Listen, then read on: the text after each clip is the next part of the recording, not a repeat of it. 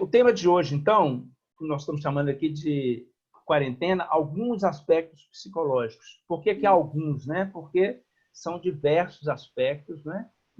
A ideia hoje é que seja uma introdução. Nos próximos encontros da área de psicologia, nós vamos aprofundar alguns desses aspectos, né? Então, hoje é realmente uma primeira visão.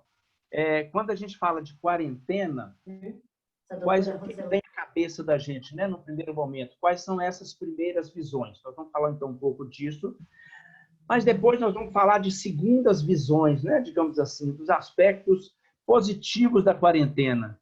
Né? Eu estou coçando meu olho, mas eu estou em casa, viu, devidamente higienizado, então não tem muito problema. Posso pegar uma conjuntivite, né, pelo ar.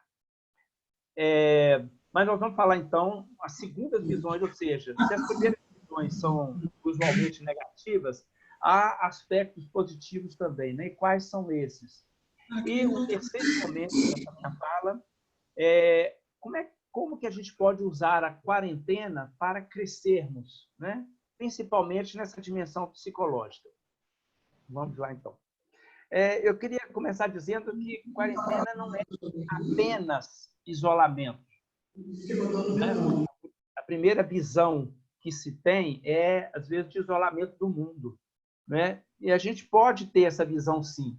Só que, hoje em dia, com as tecnologias digitais, com todas essas possibilidades que nós temos, esse exemplo que nós estamos dando aqui agora, né? Estarmos aqui ao vivo, né? Nessa live, será que a gente pode falar, então, de isolamento nesse período? Quer dizer, isolamento, na verdade, o isolamento físico, ele não pode ser visto como incomunicabilidade. Ele não é incomunicabilidade. A gente tem o isolamento físico, sim, é necessário, mas não significa que a gente tenha que ficar incomunicável. Há uma série de estudos de psicologia, principalmente nos Estados Unidos, livros muito interessantes. Livros muito interessantes sobre isolamento, confinamento, né, e os aspectos psicológicos deles, e a gente vai falar disso nos próximos encontros, mas uma das questões principais que fazem mais mal para a pessoa em isolamento é realmente a incomunicabilidade, o que não é o caso nosso agora. Não é? Bem, o isolamento, então, na verdade, ele é proximidade, não é? Esse isolamento a que a gente está forçado, ele é proximidade. É uma proximidade forçada para muita gente, não é? Às vezes a gente gostaria de sair, gostaria de não estar isolado, mas está. Mas aí nós vamos falar depois de aspectos interessantes da proximidade, né? Também, não é? E aí quando a gente pensa em muito religioso, né? E aí a gente tem que pensar nos religiosos de vida ativa, que são a maioria, e os religiosos de vida contemplativa, né? Mas uma série de sentimentos podem emergir dessa situação de isolamento, e aqui talvez sentimentos que possam ser mais típicos, digamos assim, de religiosos de vida ativa. Para nós leigos também, né, gente? Esses sentimentos aí eu diria que são comuns à pessoa humana. Mas quem tem uma vida ativa, esse vai e vem, está mais sujeito a esse sentimento, então, de realmente se sentir isolado socialmente, muito embora saiba que possa se comunicar, né? Mas o fato de não poder sair ali do seu lote, da sua casa, imagina quem mora num apartamento muito pequeno, um quarto e sala, né? Então, esse sentimento, por exemplo, de isolamento social, ele pode sim aparecer e pode ser grande. Religiosos que moram em residências maiores, em conventos, em casas maiores, podem ter menos esse sentimento, né? Também sentimento de perda, né? Perda de sentido, perda de contatos, perda de movimentos, né? Esse sentimento pode emergir, com certeza, e para algumas pessoas, esse sentimento de perda pode ser devastador, digamos assim, né? Também podem aparecer sentimentos de vazio existencial. Os estudos de psicologia de confinamento mostram que, após os 10 primeiros dias, é que as coisas ficam mais difíceis. Os 10 primeiros dias a gente tende a lidar com eles melhor, né? Após os 10 primeiros dias, esses sentimentos de vazio, de perda, de isolamento e outros que eu vou falar podem vir com mais força, podem ser mais difíceis de serem gerenciados, né? Também é bastante sério aí, né, os sentimentos de angústia, né, e de temor. A angústia normalmente está associada a sufocamento, a prisão, a corpo, coração pesado, né? E junto com a angústia que está associada também a momentos de depressão, ou ela está presente, pode estar presente na depressão, embora seja diferente.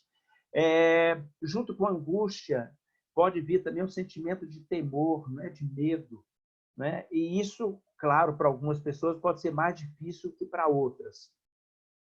Outros sentimentos podem emergir, né? Sentimento de medo, propriamente dito, né? Medo da morte, né? Idosos hoje, por exemplo, então estariam mais suscetíveis a ter esse sentimento, né? De morte, de finitude, né? Porque, evidentemente, nesse momento, o vírus ele é mais letal para quem é mais idoso. Então, mas, independente disso, hoje os estudos, as pesquisas na China, na Itália, estão mostrando o vírus ele está presente também em crianças e jovens, embora a mortalidade, a letalidade seja menor nas faixas etárias mais baixas, ele também pode comprometer, pode até matar. Mas, independente se não é letal, ele pode comprometer bastante a saúde. E ninguém tem, uma vez afetado, né, e com sintomas fortes, não dá para dizer também que não se vai morrer. Então, esse sentimento de morte, esse medo da morte, ele pode estar presente aí em qualquer faixa etária. A morte está ligada à finitude, né? A nossa finitude como pessoas, né? A nossa trajetória na Terra que se esvai, né? Que acaba. E nós, como seres humanos, de modo geral, não gostamos de pensar nisso, né? A gente tenta, na verdade, nossa pulsão de vida faz com que nós tentemos, inclusive, nos perpetuar, né? Nos perpetuarmos através das nossas obras, através do nosso trabalho, através da nossa família, né? Filhos, enfim. São formas que nós temos de buscarmos, digamos assim, lidar, né? Melhor com esse sentimento de finitude. Também um grande medo que emerge nessas situações é o medo do desconhecido, né? O que vem aí, né? Nós vamos ter alimentos? Sim, nós sabemos que, em tese, vamos ter, não vai haver desabastecimento. É um dos primeiros medos, né, que a gente tem. Mas eu vou pegar o vírus, se eu pegar o vírus, eu vou ficar comprometido, né? Ou seja, esse desconhecido, que vírus é esse, né? As pesquisas estão frenéticas aí mundo afora, já há várias possibilidades aí, vários tratamentos aí que parecem ser promissores, mas nada ainda muito concreto, nada ainda 100% confiável, né? Então, esse medo do desconhecido, ele certamente pode aparecer. Esses medos, né? Esses medos podem trazer crises de pânico e ansiedade, né? Também. Eu vou falar disso, né? A emergência dessas crises estão muito ligadas ao estado emocional prévio da pessoa, né? A esse perfil de personalidade que eu vou falar daqui a pouco. Mas essas crises podem advir, né? E crises de pânico, elas são bastante, digamos assim, complexas, difíceis de se lidar, né? Principalmente se a pessoa está isolada, né? Também sentimento de raiva, né? Por exemplo, por privação da liberdade, por ter sido, entre aspas, escolhido, por exemplo, se a pessoa for contaminada. Então, essa raiva pode emergir. Sentimento de vingança, querer se vingar de... Né? Já houve aí ataques, ou verbais, ou reais, concretos, aos chineses, por exemplo, né? Ou aos imigrantes, né? Esse tipo de situação ele faz emergir o racismo, por exemplo. Tem um livro muito interessante que chama Psicologia das Pandemias, eu vou falar mais nele nos próximos encontros, e uma das coisas que o autor observou, que é psicólogo, o autor, uma das coisas que ele observou é que nas pandemias esse sentimento de racismo e xenofobia eles emergem, eles estão mais presentes, né? Misturados aí com desejo de vingança, né? Também as chamadas PTSD, em inglês, a terminologia mais utilizada aí na literatura, que são, na verdade, as desordens pós-traumáticas decorrentes do estresse, né?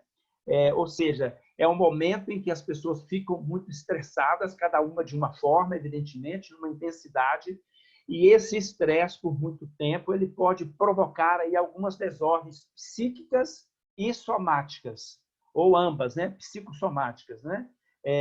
Então, isso também é possível de acontecer, é passível de ocorrer nas pandemias, né? Quando há quarentena, quando há medos e assim por diante. Bem, são esses aspectos, né? Podem ter outros, evidentemente, aqui é uma pincelada, né? São alguns estados, digamos assim, mais negativos, né? Que podem emergir, né? Durante esse período. Mas será que é só coisa ruim? Vamos olhar, digamos assim, né? Para essa quarentena, para essa pandemia, com outros olhos, nesse momento, né? Eu já falei da proximidade e da intimidade, né? Dessa troca mais próxima, através da convivência. Né? Para muitas pessoas, uma convivência quase que forçada. Né? Mas essa convivência forçada, se nós tivermos abertura, ela pode levar a algo positivo. Né? Ela pode levar, por exemplo, ela pode facilitar esse conhecimento profundo do outro, né? Eu ampliar, digamos assim, né?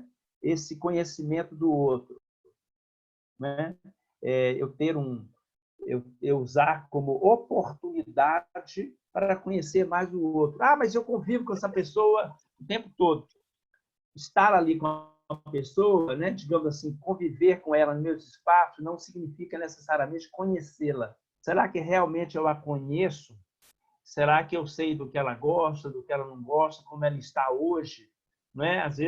Muitas vezes a gente está com a pessoa há 20 anos, né? Seja em termos mais pessoais, seja em termos profissionais, mas será que a gente conhece essa pessoa hoje? A gente tem uma atualização dessa pessoa? Né? Então, é o momento, talvez, de sentar e ouvir essa pessoa, conversar com ela. É uma oportunidade que essa convivência forçada nos oferece. Também, né, é um momento de aprendizagem e exercício de respeito, de consideração. Né? Num webinar que eu estava acabando de ver hoje de manhã, de uma instituição internacional aí, um dos líderes religiosos falou que lá na comunidade deles, eles estão procurando inserir as crianças, né, nesse momento de quarentena, como uma forma de inclusão, como uma forma de participação, como uma forma de respeito e consideração para com elas. Ou seja, para que a criança pequena, por exemplo, que tem que ficar presa, não comece a ser vista pelos pais como peso, como fardo, né? Então, a partir do momento em que se insere essa criança, que se a convida para cuidar do jardim, para arrumar a cozinha, arrumar a gaveta, é uma forma de trazer essa criança para dentro do processo, né? Ajudá-la a viver o processo de uma forma mais positiva. Também aí, né, é um momento, lendo o mundo a partir dos meios de comunicação, vendo o sofrimento aí de muitas pessoas, muitas mortes, já milhares de mortes, né, em outros países. Aqui no Brasil, a gente reza para que isso não aconteça, mas pode ser que aconteça, né? Mas é um momento da gente ter um olhar mais humilde também, mais compassivo para com as pessoas, para com o nosso vizinho, a nossa comunidade, o nosso amigo. Uma amiga minha, semana passada, foi diagnosticada com o coronavírus e eu fiquei muito preocupado, tenho mantido contato com ela todos os dias e ontem ela me disse que está melhor. Ela não tem nenhuma outra doença, não tem comorbidade, né? E tem aí na faixa de 60 anos, tem uma saúde boa, então, na verdade, ela tomou a medicação, está sendo cuidada e está melhor. Mas é exatamente esse momento da gente ter esse olhar mais humilde, mais compassivo, mais misericordioso, né? É o momento da gente trabalhar esses contatos sociais e fraternais nossos, né? Face a face, né? Quando é possível, quando você está numa casa, numa comunidade ali de pessoas, de religiosos, de religiosas, né? Ou com sua família. Então, é esse contato fraternal, face a face, ou contato virtual, né? Usarmos mais os meios virtuais para esse contato, para mantermos esse contato, né? Com os membros da família que estão fora, né? E que muitas vezes não podem nos visitar ou não devem nos visitar, né? Com amigos que compartilham o mesmo espaço, né? Já falei um pouco dessa convivência, dessa escuta, com vizinhos na mesma situação. Também nesse vídeo que eu acabei de ver mais cedo, nesse webinar, num dos países aí, uma iniciativa super simples, mas que eu achei muito bonita, com vizinhos, jovens que moram em prédios muito grandes, né, prédios altos, com centenas de pessoas, colaram na porta dos vizinhos folha de papel com um sorriso, né, aquele sorrisinho que a gente faz com um traço, 2 pontinhos em cima, com o contato do jovem, meu nome é John, meu telefone, meu zap, se você precisar de alguma coisa, conte comigo, né? Para ir fazer uma compra, para buscar algo que você precise, para descer com o lixo, se você é idoso, não está podendo. Olha que coisa bonita, que contato bacana, que contato, que abertura, que disponibilidade, que humanidade, né? Alguém lembrando-se do outro, propondo-se a ajudar o outro de forma simples, de forma humilde, mas de forma importante, né? De forma relevante. Também, né, gente, nessa época agora, os prestadores de serviço, todas as pessoas da área da saúde, os religiosos e religiosas que estão no campo, que estão nas ruas, que estão nos hospitais, que estão nas obras sociais, que não fecharam, que atendem pessoas com necessidades especiais, por exemplo, todos esses religiosos e religiosas que estão ali à frente, né, enfrentando a questão face a face, né? Os bombeiros, os policiais, todos os entregadores, né? Nesse momento em que no mundo e no Brasil a gente vive essa uberização de grande parte da mão de obra, né? Pessoas que não têm emprego formal, mas que são entregadores, que trabalham muito, que ralam muito, e que nesse momento estão trabalhando muito e ainda sem garantias e correndo muito mais risco, né? E outras pessoas, outras categorias profissionais todas que estão envolvidas diretamente, né? Com a mão na massa, digamos assim, nesse momento. Olha, que olhar nós podemos ter para com essas pessoas, né? Que olhar de agradecimento, de compaixão, de misericórdia, de agradecimento real a gente pode ter, né? Com relação a essas pessoas. Então, esse momento, ele nos traz, na verdade, ele nos convoca, nos provoca a uma visão, né, de horizontalidade, de equidade, né? Afinal, estamos todos no mesmo barco, né? Não é assim? Todos estamos no mesmo barco. Nós, classe média, temos que agradecer muito a Deus, termos condições melhores, termos casas para mantermos distância, mas e quem mora nas favelas? Não é? Não é lícito que nós tenhamos um olhar para essas pessoas? Bem, como é que a gente pode lidar consigo mesmo, né, na quarentena? Eu vou começar falando um pouco desse cuidado consigo para avançarmos um pouco para o cuidado com o outro, né? Porque senão a gente fica egocêntrico, né? Autocentrado o tempo todo. Sim, é importante esse centramento, sim, né? Também.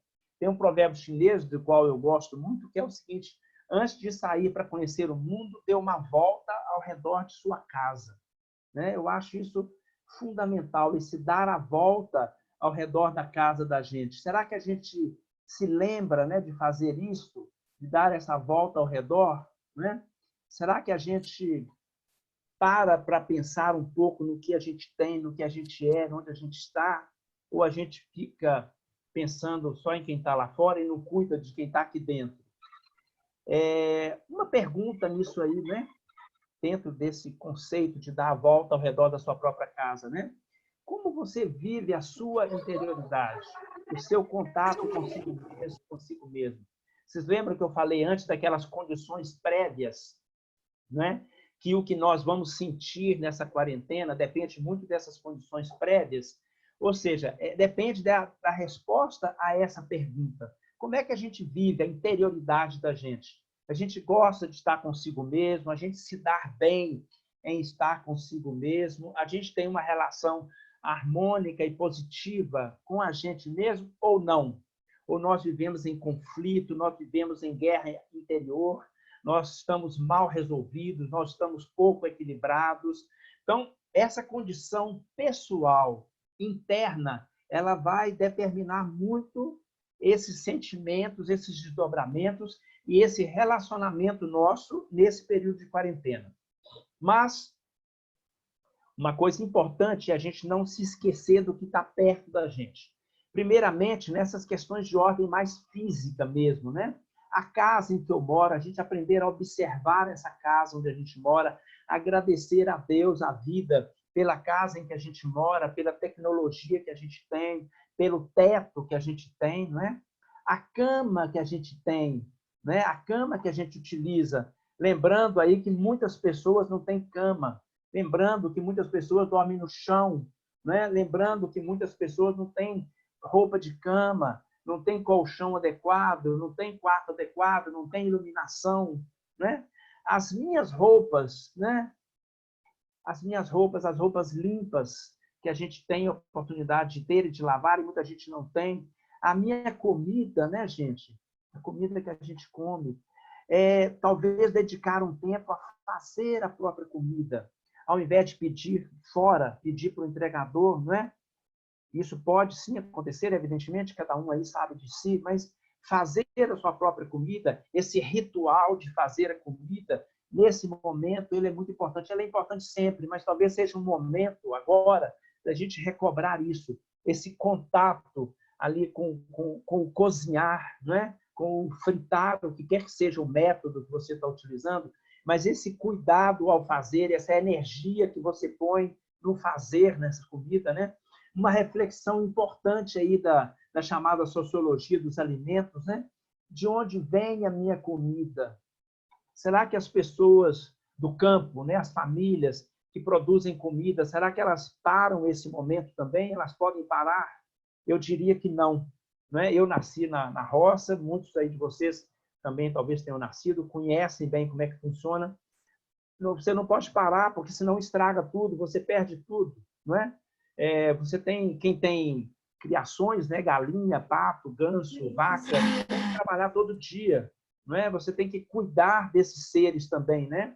Como é que são essas pessoas? Como é que essas pessoas estão vivendo a quarentena? Estão podendo viver ou não estão podendo viver? Elas correm algum risco ou não correm?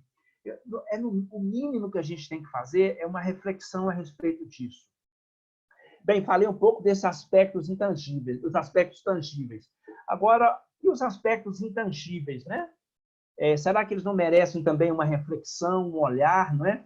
A minha condição de vida hoje, né? A nossa condição de vida, nós, classe média, né? Nós temos que agradecer muito a Deus e à vida, o que a gente tem, a nossa condição, né? Tudo aquilo material, mas também as coisas imateriais, né? A nossa evolução, o que a gente conseguiu estudar, onde que a gente estudou, né? Aquilo tudo a que a gente teve acesso, enquanto tantos outros milhões não tiveram acesso, né? O que eu aprendi de mais importante na vida, na minha trajetória acadêmica, por exemplo, né?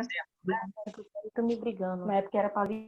Não seria o momento, por exemplo, de parar um pouco para pensar nisso? Qual foi a minha aprendizagem? Né? O que eu aprendi? De tudo que eu aprendi, o que é mais relevante, não é, gente? De toda a minha aprendizagem. Não é o momento, talvez, de uma ressignificação disso, né? Muitas vezes, em situações normais, a gente dá muito valor a algumas coisas, né? E eventualmente... Eventualmente, às vezes a gente dá valor a coisas muito pequenas, né? Muito mesquinhas. A gente tende a se agarrar a coisas muito realmente pobres, às vezes pequenas, né? E às vezes cria conflito, cria confusão com essas coisas. Não é um momento em que todos estamos no mesmo barco, né? Correndo os mesmos riscos, da gente ressignificar isso, da gente repensar aquilo que é mais importante, fazer um filtro aí, né? E ficarmos com o que realmente é mais importante. As pessoas próximas de mim, né? Como é que elas estão se sentindo? Eu posso não estar com medo, mas muitas pessoas podem estar com medo. Por exemplo, os idosos, como eu já disse, né? Mais suscetíveis a esse vírus, eles podem estar com medo, né? E é lícito, muito lícito e importante eu exercer uma escuta nesse momento, eu perguntar à pessoa como é que ela está se sentindo, e se ela disser que está com medo, nada mais justo, nada mais humano, nada mais lícito do que eu acolher esse medo, de eu ter um ouvido, um coração para acolher esse medo, sem juízo de valor, sem julgamentos, mas eu acolher esse medo. E não é eu dizer, mas não tenha medo, eu não tenho medo. Não, isso é você e o outro. Né? É o momento de exercer a empatia, né? De colocar-se no lugar do outro. Você pode estar bem, pode não ter nenhum medo, mas o outro pode ter. Então, é um momento de empatia. Bom, além desses aspectos físicos, né, digamos assim, esses aspectos primeiros, uma outra dimensão importantíssima, que aí vocês, religiosos e religiosas, trabalham muito bem, lidam muito bem, é o aspecto da espiritualidade, né, gente? Da nossa espiritualidade, né? É o momento, talvez, da gente fazer esse mergulho interior, buscar estarmos, cada um estar consigo mesmo, né? Ou nós estarmos conosco. Esse momento de parada, de supressão da pressa, digamos assim, Vamos ver. supressão, desculpa, de supressão do corre-corre, ele nos permite, ele nos convida a esse mergulho, a esse estar consigo. É a hora, então, de nós nos lembrarmos disso, né? E, inclusive, nos explorarmos, né? Nos conhecermos e nos explorarmos, né? Como é que o que eu sei de mim, né? Os meus sentimentos mais profundos. Será que a gente tem uma boa percepção, ou uma autopercepção, ou uma propriocepção, não é? Adequada? Não será o momento da gente, então, entrar em contato, por exemplo, com esses sentimentos mais profundos nossos, será que é? E, inclusive, o sentimento de medo, eventualmente, o sentimento de medo que eu posso ter, de ansiedade, de pânico, não é o momento, então, da gente explorar isso, da gente procurar conhecer isso um pouco mais? Isso nos leva a um outro ponto, que é a gestão das nossas emoções e sentimentos.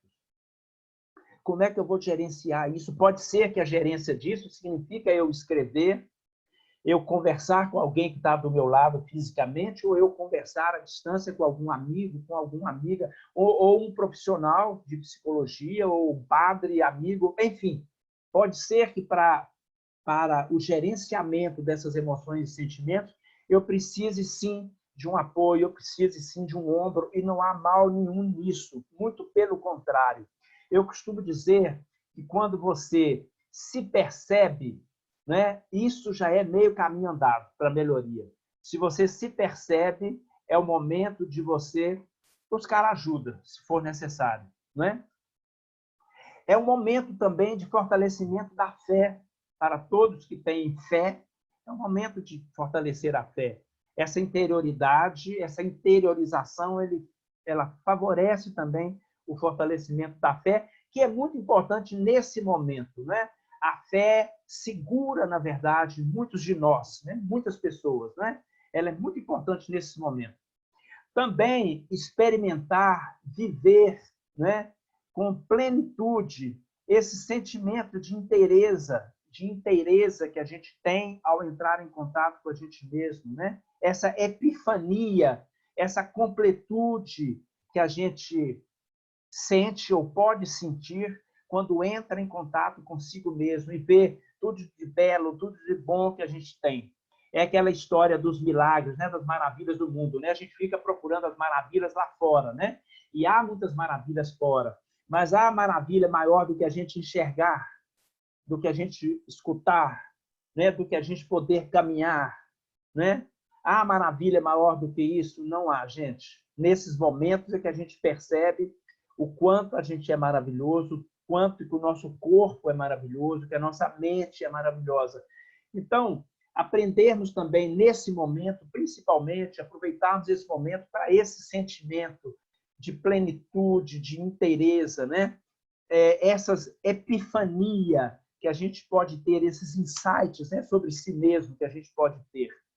Isso, né, gente, levando, se a gente seguir aí essa rota, esse caminho, a uma nova experiência de si, de cada um de nós. A gente se experimentar de uma nova forma, numa outra dimensão, de uma dimensão mais profunda, uma dimensão mais liberada aí das convenções sociais, de alguns valores sociais, uma dimensão mais realmente de leveza interior, um outro eu, né? Uma outra dimensão da gente. E, após esse exercício, ou paralelo a ele, né, gente? Esse exercício de voltar-se para si, voltar o pensamento para o outro, como eu já falei mais de uma vez, né? Especialmente o empobrecido, especialmente essa pessoa que está nas favelas, o idoso. Ontem eu tive notícia de uma amiga idosa que faleceu com coronavírus, né? Ou seja, vai chegando cada vez mais perto da gente, né? Então, a gente tem também, a gente não pode ficar nesse autocentramento o tempo todo. É se autocentrar para se ver como um pilar, mas, a partir daí, voltarmos para o outro. Inclusive, com a pergunta, o que eu posso fazer para o outro? Lembrar daquela experiência simples lá que eu ouvi hoje cedo dos jovens que colaram na porta dos vizinhos aquele sorriso lá com o telefone de contato, se eles precisarem de alguma coisa. E, finalmente, também, né, como terceiro pilar, digamos assim, desse momento, né, a tentativa, né, de a gente se preservar, né, e preservar o outro também, né, principalmente para quem está aí convivendo no mesmo espaço com outras pessoas, né? Primeira coisa, o conhecimento técnico, né, o conhecimento científico acerca do vírus, né, faz com que a gente possa ter mais cuidado para lidar consigo e para lidar com o outro. Não adianta, eu quero dizer assim, aquele conhecimento espontaneísta, aquele conhecimento a partir de fake news, né? Por exemplo, o vírus não pega no ar, né? Se alguém disser que pega, por enquanto não tem nada provado que pega. Então, quando a gente conhece a ecologia do vírus, o comportamento dele, lendo aí as fontes sérias, as fontes de pesquisa sérias, não qualquer WhatsApp que aparece, conhecer o problema de forma real, de forma científica, nos ajuda a cuidar melhor da gente e do outro, né? Esse cuidado consigo vai desde os cuidados, evidentemente, psicológicos, que eu já mencionei, e também os cuidados físicos que aí os meios de comunicação, os sérios, estão dizendo, né, para a gente manter a distância social, né, a questão do álcool gel, lavar as mãos, não tocar olhos, boca, nariz, etc., né? Mas eu tenho que ter esse mesmo cuidado com o outro, eu tenho que ajudar o outro a se lembrar disso, né? Lembrar o outro, às vezes, que ele está fazendo alguma coisa que pode colocá-lo em risco e colocar toda a comunidade em risco. Então, esse conhecimento ajuda-nos a ter uma postura melhor, uma fala mais adequada. E também, nessa preservação do outro, um cuidado com as relações. Como eu disse, se eu estou equilibrado, eu posso estabelecer melhores relações com o outro. Se eu estou em desequilíbrio, provavelmente eu vou desequilibrar a comunidade onde eu vivo. E o cuidado com esse entorno mais próximo, né? Tem uma área da psicologia que se chama psicologia ambiental, que está muito ligada aí à arquitetura, né? Ou psicologia do espaço.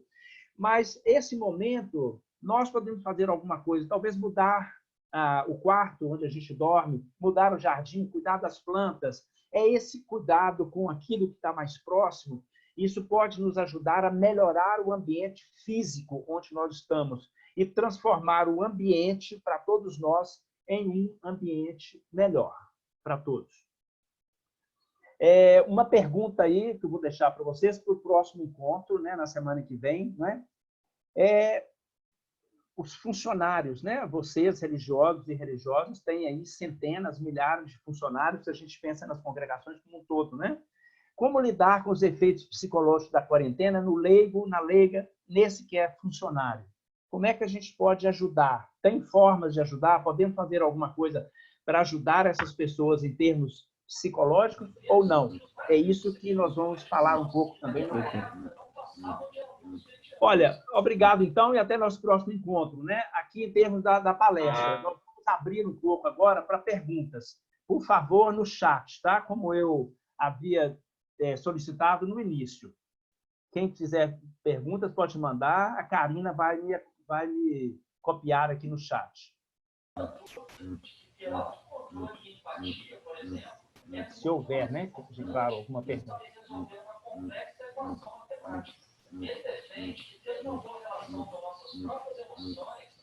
Karina, está me ouvindo aí? Temos alguma pergunta já?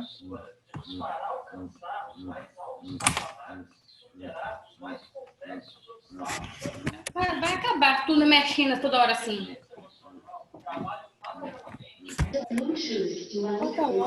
Acabou. Iris, irmã Iris.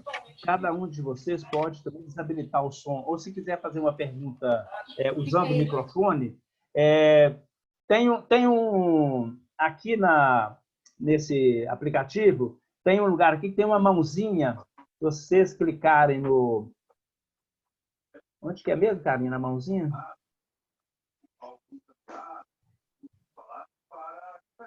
Quando vocês... Embaixo, isso, quer ver? É porque o meu aqui... nos participantes, né, parece?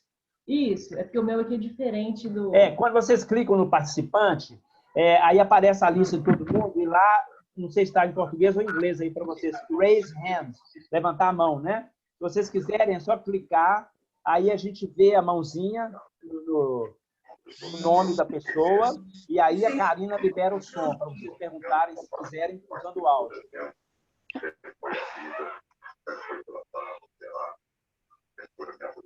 O Galaxy A20, aí não dá para saber quem que é a pessoa. Quem está aqui com o Galaxy A20 é o nome do celular, né? Quer fazer alguma pergunta? Eu não sei como é que eu estou aqui. Deve ser a senhora, irmã. Pode falar, pois não. Não, aí, Karina, deixa o som para ela e corta o som para o outro. Tá, é o Galaxy 20, tá liberado. Ok. Pois não. Quem que está aí no Galaxy A20?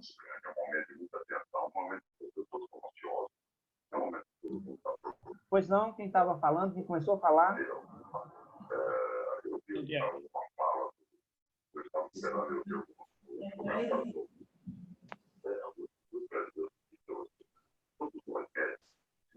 Alguma pergunta? Não? Pode mandar por escrito também. Estou tendo alguns retornos aqui de agradecimentos, né? Muito obrigado a vocês, né, por estarem aqui presentes, por terem estado aqui presentes, né, e por terem gostado, né?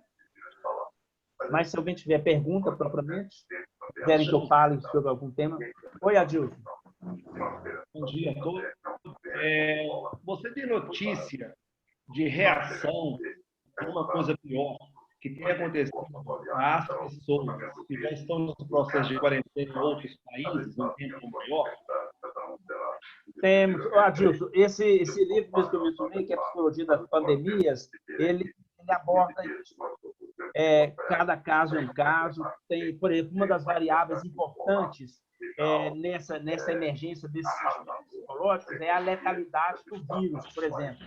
Né? O ebola, por exemplo, que é muito mais letal, do que o coronavírus, ele provocou em alguns países um medo muito grande, um medo, porque o medo ele pode tender à irracionalidade, né? Você tomado de um medo muito profundo, você pode não conseguir gerenciar essas suas emoções e você pode cometer desde suicídio, né? Você se antecipa, digamos assim, até ataque a outras pessoas. Tem vários casos, sim, de, digamos assim, desdobramentos psicológicos mais fortes, mais graves em pandemias. Essa pandemia agora, pelo fato da letalidade do vírus ser relativamente baixa, né, com todos os cuidados que a gente tem que continuar tomando, mas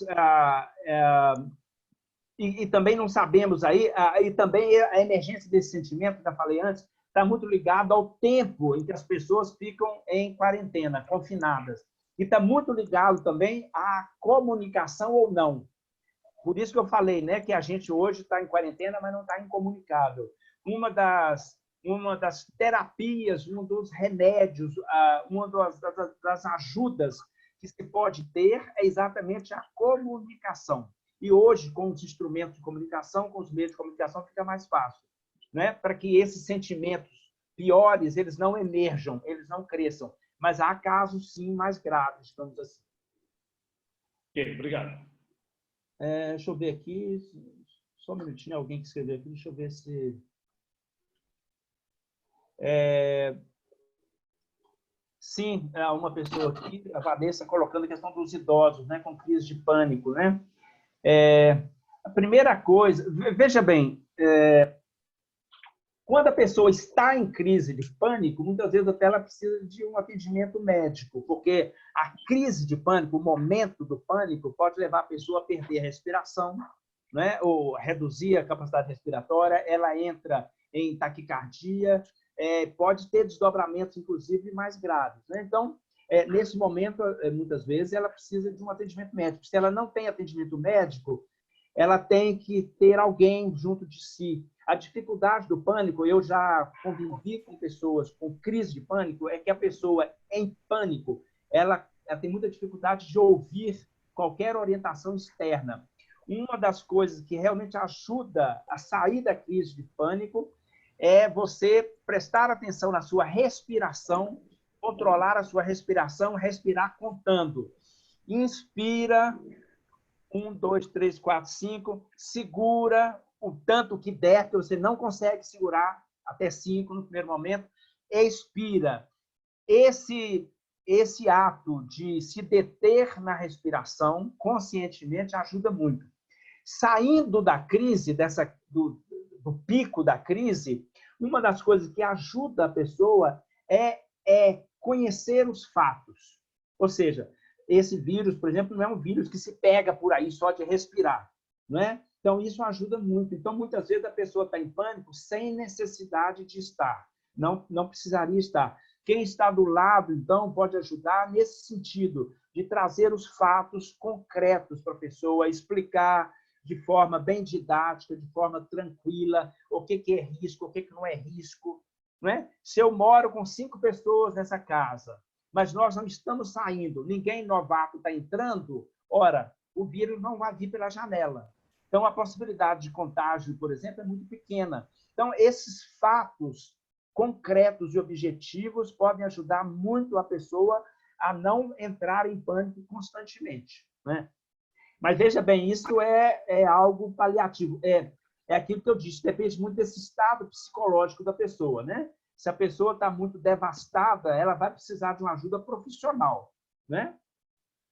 Só mais uma coisa, crianças, alunos que estão em casa, né? Estamos mandando orientações para os pais, a irmã Eliana, né? Mas é uma preocupação, vamos falar com toda a situação angustiante, como lidar com isso. Com certeza. A melhor coisa, né, Eliana, da irmã Eliana, né, é a informação correta. Um dos grandes problemas hoje, e a psicologia das pandemias também trata disso, é a questão da desinformação, ou as fake news. Todo dia, né, essa tonelada de coisas aí que chegam com muitas mentiras, com muita coisa inventada, com muita coisa falsa. E isso, de certo modo, desequilibra as pessoas e até as crianças. Então, um dos melhores remédios é a informação. Né? Nós podemos, talvez, discutir na segunda-feira, por exemplo, quando estivermos falando mais de educação, formas, né, que as escolas podem adotar de ajudar a explicar às crianças, né, de forma mais didática, nesse momento, sobre o vírus, sobre os cuidados que tem que ter, mas também sobre a cooperação delas. Talvez também com os pais, trabalhar isso que eu falei antes, da inclusão da criança nas tarefas domésticas, ou seja, não deixar, por exemplo, a criança ao Deus dará só ao Deus tablet, né? Ou ao Deus celular. Né? Envolver a criança, trazê-la, incluí-la, isso vai ajudá-la também. Deixa eu ver mais aqui. Ok, Eliana é leiga. Tá bom, Eliana, tudo bem. Ok. Obrigado, Marcos. Mais alguma pergunta? Karina, alguma pergunta aí? Não, para mim aqui por enquanto não. O Marcos, ele está sinalizando aqui com a mãozinha. Eu não sei se ele quer perguntar alguma coisa. Oi, Marcos, quer falar?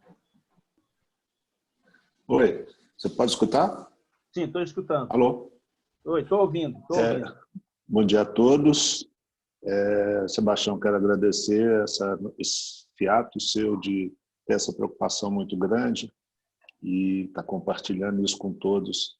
Principalmente um ponto que eu quero tocar, não só especificamente no aspecto emocional do confinamento, mas há uns 2, 3 semanas atrás nós estávamos conversando sobre a questão do vírus no Brasil. Uhum. Né? O mapeamento do genoma, né, já mostrou que o vírus já adquiriu características próprias no Brasil. Uhum. Então, o que veio já modificou. E é uma preocupação grande, né? Porque, por exemplo, na região sudeste, agora nós começamos a questão do frio. Uhum. Então, temos um tipo de comportamento. O norte, nordeste, eu morei no nordeste há alguns anos, é quente. Então, são outros tipos de comportamento. O que você acha disso, né? A gente estava conversando, essa preocupação de como é que a gente pode se adequar a esse novo momento, né? Que o próprio governo está procurando trabalhar e, de repente, a questão do genoma faz com que o vírus ele mude constantemente e a gente acaba também tendo que mudar o nosso comportamento, talvez. Sim. Bom, para quem não sabe, eu sou biólogo também, né? E aí estou estudando bastante também esse vírus do aspecto mais biológico dele, né? A ecologia dele, o comportamento, as características. Na verdade, gente, todo vírus, em tese, ele vai sofrendo mutações. Por exemplo, né, o vírus na Inglaterra, na França, na Itália, não é exatamente o mesmo da China. Assim como no Brasil está acontecendo a mesma coisa, e o Brasil, por ser um país muito grande, provavelmente vão haver mutações, diversas mutações, nós vamos ter diversas variantes do vírus no país. Tá? Então, mas isso é normal, acontece, digamos assim, para todo vírus. Por isso é que tem uma campanha de vacinação contra a gripe todo ano. Se o vírus não mudasse, não mutasse, não seria necessário ter campanha anual de vacinação. As campanhas de vacinação são exatamente porque a vacina que a gente toma, ela incorpora o vírus do ano passado, pelo menos, a última variante. Bom, isso é só um parênteses, né? Fechando parênteses, o meio médico, né? A pesquisa vai ter que lidar com isso. Não dá muito... Por exemplo, ninguém consegue ainda dizer se vai aparecer uma variante no Brasil que seja, por exemplo, mais letal. Isso pode acontecer, mas ninguém hoje consegue prever isso. Né? É a partir dos sintomas que as pessoas começarem a sentir, do tratamento que começarem a ter, e depois da extração, né, por exemplo, do sangue dessas pessoas contaminadas, e o estudo desse vírus naquela pessoa é que vai determinar realmente se é uma outra variante, se é uma outra variante mais perigosa. E a partir daí é que se busca uma cura. Ou seja, é um processo, infelizmente, reativo e não proativo. Não é? Por que o vírus é perigoso, gente? Isso eu acabei de dizer. E que a medicina toda está dizendo, os pesquisadores todos estão dizendo.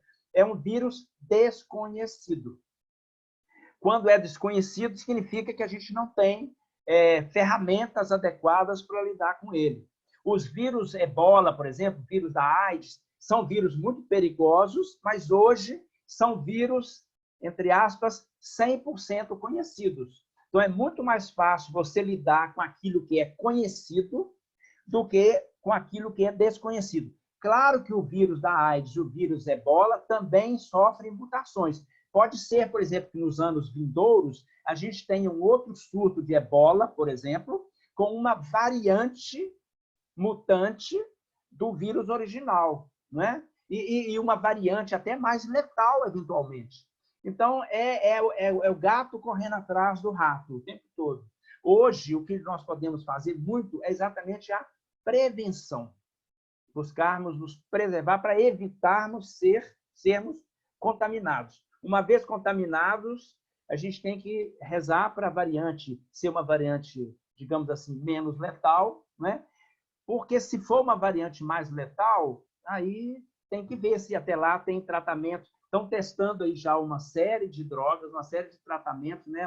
Um coquetel, na verdade, já de antivirais, com hidrocloroquina, por exemplo, mas ainda são estudos experimentais, estudos iniciais, não é? Eu estou acompanhando isso nas pesquisas americanas, europeias, tem muita coisa interessante vindo por aí, mas todo mundo sabe que são necessários, provavelmente serão necessários ainda meses a que se chegue a uma vacina ou a um tratamento curativo mais eficaz.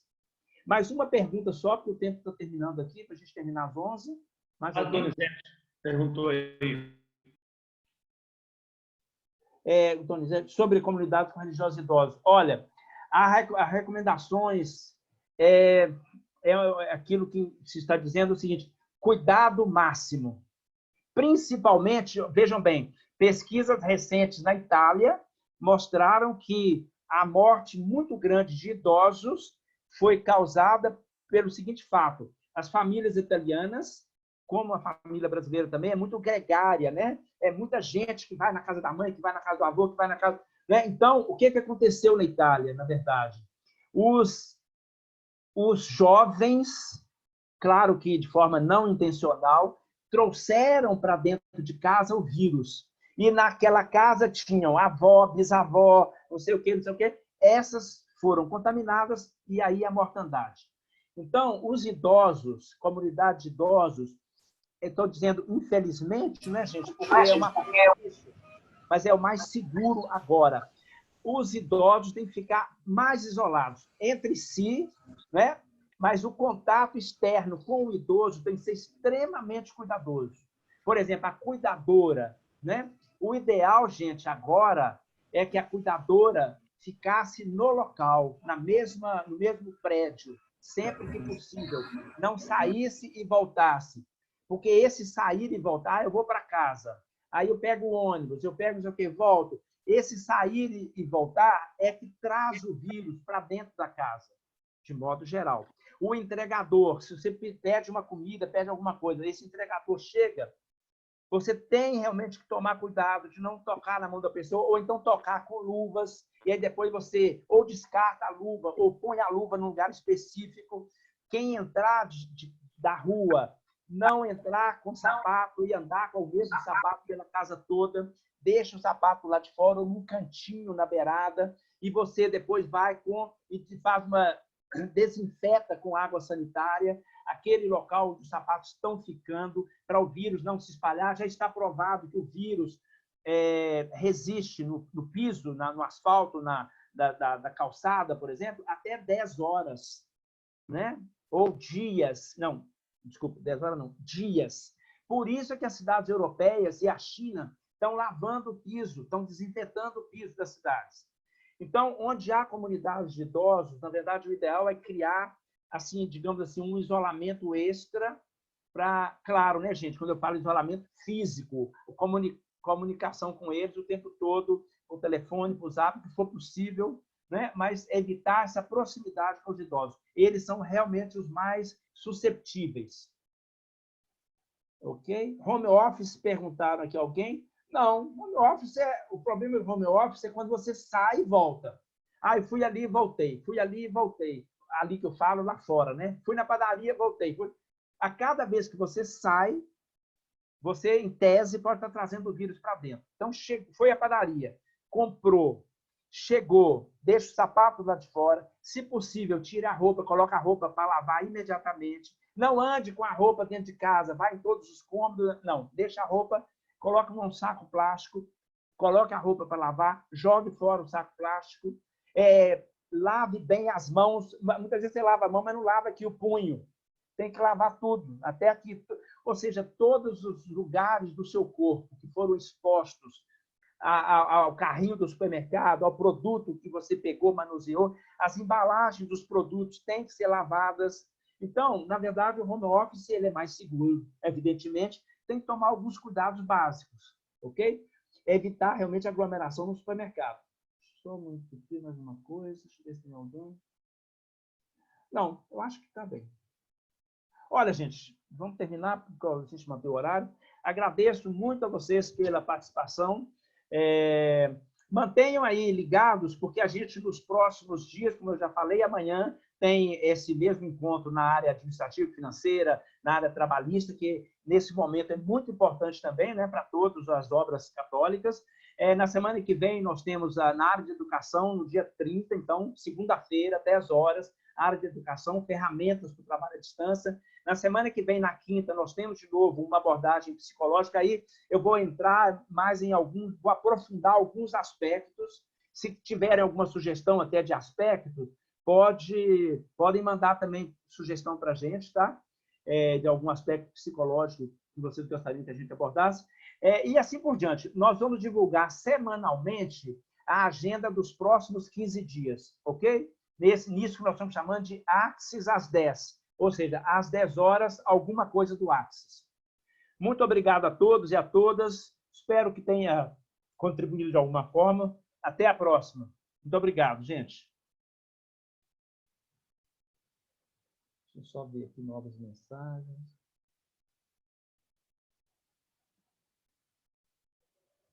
Ok, obrigado. Tchau.